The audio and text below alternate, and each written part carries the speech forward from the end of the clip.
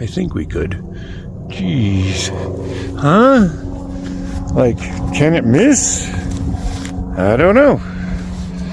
Well, this is a homemade cannon. We just took a piece of pipe, welded up a big old plug on the back of it, probably about an inch thick, attached a motorcycle chain. Sorry about the airplane flying around up there. But let's see if we can't light this thing up and make it make some noise, huh? Alright, here we go. Nothing to it the way we do it, huh? Zoom in, get some nice footage. Rocket. Boy, look at her go.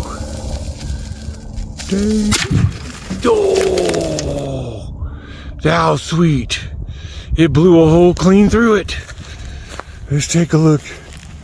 Oh my gosh. Dang.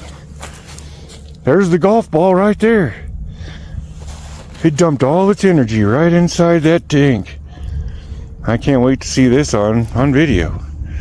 Here's the cannon left over. Alright, welcome. Thanks and subscribe. We'll see you around to the next one, huh?